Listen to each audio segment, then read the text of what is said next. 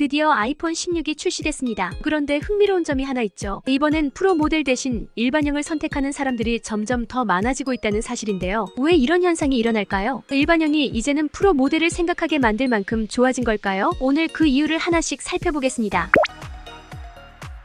가장 먼저 얘기할 부분은 당연히 가격입니다. 일반형 128기가 기준 125만원, 프로 128기가 기준 155만원입니다. 가격 차이가 꽤 큽니다. 기본 128기가 기준으로 보면 일반형이 프로보다 30만원 저렴하죠. 그럼 30만원을 더 내고 프로 모델을 살 가치가 있을까요? 많은 사람들이 이 질문을 하고 있습니다. 그리고 솔직히 말해서 128기가 프로 모델이 용량이 조금 작다고 느껴서 256기가로 업그레이드하면 가격이 170만 원에 육박합니다. 그러니 특별히 프로 모델을 구매해야 할 이유가 없으면 부담스러운 가격일 수밖에 없죠. 반면에 일반형 모델은 256기가로 올려도 140만 원 정도고 플러스 모델로 가도 150만 원으로 그래도 프로 128기가보다 저렴합니다. 그래서 굳이 프로의 기능을 다 안 쓸 거라면 그 돈을 절약해서 저장 용량을 업그레이드하는 게 더 낫지 않을까?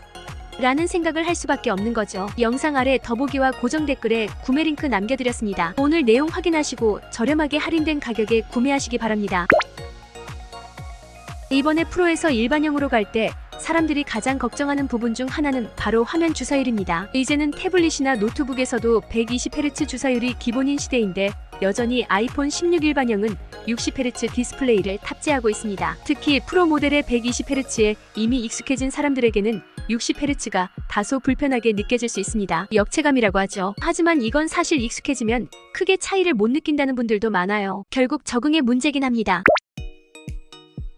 또 사람들이 많이 궁금해하는 부분이 카메라 성능인데요. 카메라 화질이 떨어지는 건 아닐까?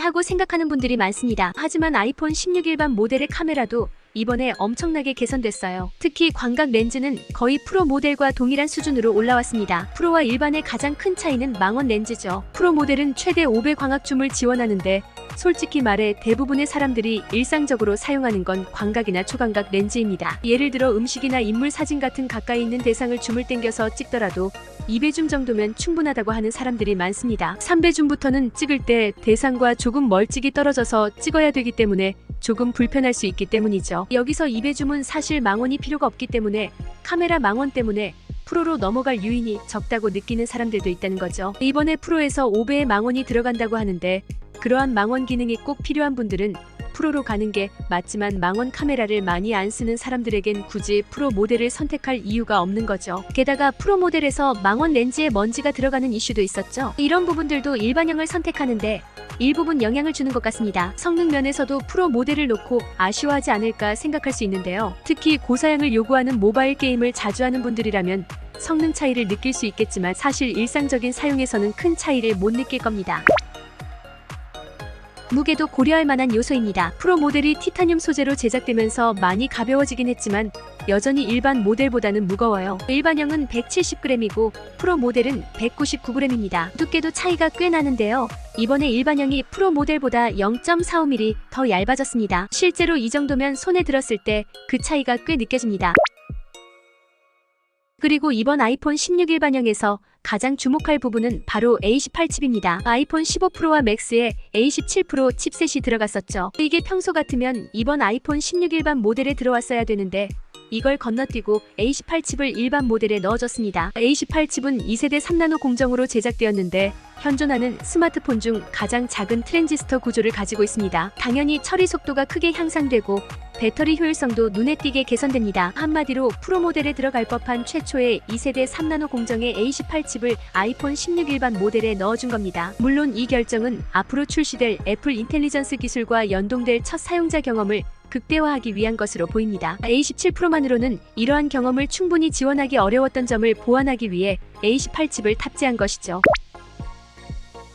그 외에 프로만 원래 가지고 있던 기능들이 일반형에도 많이 내려온 것 같습니다. 원래는 프로 모델에만 있던 캡처 버튼이 이번에 일반형에도 들어왔습니다. 이 버튼을 단축어 기능과 결합하면 정말 다양한 작업을 쉽게 처리할 수 있어요. 예를 들어 캡처 버튼을 눌러서 화면을 캡처한 뒤 바로 메모장에 저장하거나 이메일로 전송하는 등의 작업을 한 번에 처리할 수 있죠. 한마디로 복잡한 작업을 단 한 번의 클릭으로 끝낼 수 있고 특정 앱을 실행한 뒤 여러 단계를 거쳐야 하는 작업을 자동으로 처리하도록 설정할 수 있죠. 정말 유용한 기능이에요. 그리고 AI 기반의 인프레임 오디오 녹음 기능도 추가됐습니다. 이 기능은 화면 안에서 발생하는 소리만 잡아내고 배경 소음은 자동으로 줄여주기 때문에 마치 스튜디오에서 녹음한 것처럼 깨끗한 오디오를 얻을 수 있어요. 유튜브 콘텐츠 제작자나 영상 작업자에게는 정말 유용한 기능이 될 겁니다.